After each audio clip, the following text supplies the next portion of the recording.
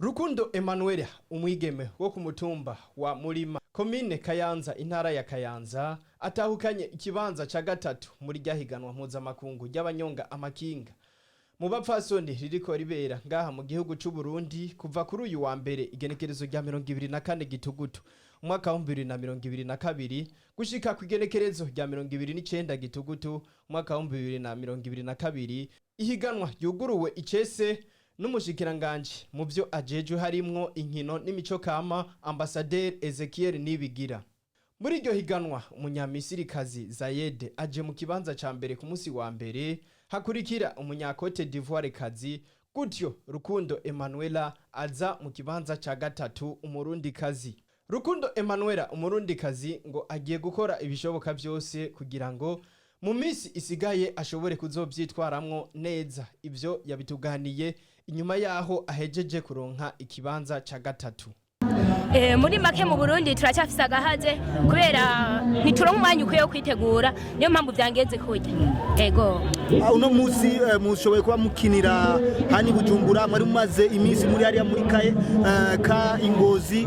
twitege ko ejo imwaro bishaka kugenda neza kubera muzomugiye muri klima mwari mugize iminsi mwimenyereza ego cyane ivyo turabyizeye kandi turashobora no kubyizeza abarundi n'abarundi kazi n'igihugu cyakwibarutse naco mwosabaga Emmanuella ku zindi turu zikurira kugira ngo kumbure mushirizeho kuvyiza gusohoka. Okay, icyo twasaba kwituru zikurikirana nuko bazotuba hafi kubera hose ibintu nkibi kubera ino sirikwi ariko turirukira goye cyane biragoye gukurikirana umukinyi kubera murabona ingene hameze. Icyo twasaba nuko bazodukurikirana bakaza baduha kandi dufungura turi ku nzira amazi amaji n'ibindi bitandukanye kuba hafi umukinyi biratuma agira imbaraga zo kubandanya gaheza ameze neza. I'm so happy and I'm so appreciated to be here and racing and to continue for the winning the podium and the general jersey for all the tour. Umukuru w'ishirahamwe ry'abanyonga amakinga ngaha mu Burundi iry'umugabo Patrick atangura atubwira ibirometero batanguye kwiruka uyu munsi n'ibirometero bazirukako gushika ihiganwa rishobore kurangira. Uno munsi ibirometero 56 yara maturu 15 ihiganwa ryose ni moyenne y'ibirometero baziruka ni entre 50 na 60 ariko umva ibirometero byose hamwe bizo ari bizo bya majana 3 bazokwiruka byose hamwe. Nagomba ndabwire yuko mu bintu bitugora cyane ni by'amakinga mu Burundi nikijanye n'ibikoresho dukoresha. Aya makinga professionnel agurwa amafaranga menshi cyane ku buryo iyo